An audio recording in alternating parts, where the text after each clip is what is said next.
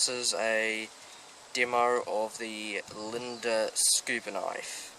This is one of the knives I reviewed in one of my earlier videos, and I am going to be trying to remove as much of this as I can. This is weed, well, it's not weed, but it needs to be cut back so you can walk around here without catching yourself on it. As always, this is performed by a professional. Do not try this at home, and wear long clothes and thick clothes. Let's get into it. When you're doing something like this, if you can, because this is a small knife, you can't really swing it that easily, what you can do is grab a hold of something, put the blade here, and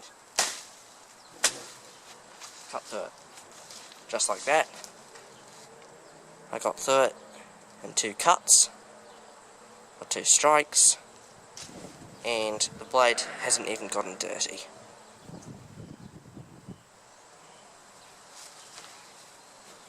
You don't want to cut back too much of this because this is actually a good plant. This is thornless blackberry, but this is also going everywhere and it can be kind of invasive at times. So again, what you want to do is grab it and cut it a few times, and that just gets rid of a good portion. You can just chuck that down there, it'll grow back. You also want to trim this so that when it comes time for harvesting the blackberries, there'll be more blackberries than there will be leaves. I am now trying it with the serrated part. This is again extremely dangerous. Do not try this at home. This is a professional.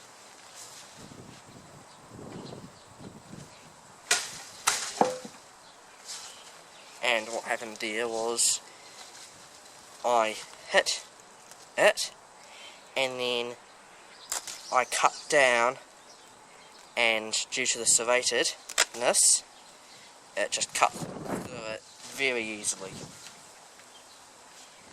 Once you're done with the knife, you want to make sure that in here is all cleaned, because if it isn't cleaned it will rust.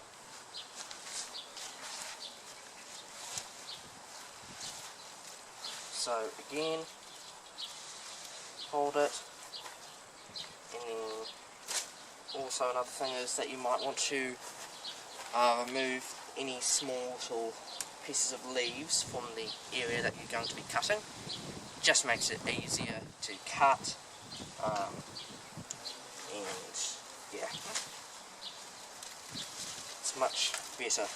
With this piece here, I was just able to slide the blade along it and then break it off. That's how good it is. I'll show you what happens if you don't slide the blade along it. As this is a type of vine, it will just bend. See how it's bending? That's without the cut in it. Now I'll show you what happens with the cut in it. See? It just breaks. Just like that. And then you can just fold it back on itself. Repeat. Again, cut, make yourself a pot. Now in here there are some things that should not be cut. You should be very careful with cutting them. Probably best to get a professional in, because this is deadly nightshade, and as the name suggests, it can be fatal if ingested.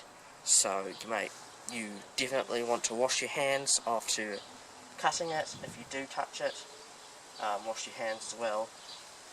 Make sure you wash them really well, otherwise if you're eating and you're using your hands, you might get some of the poison into your mouth. But anyways, this is a demo of the Linda scuba knife, and thank you for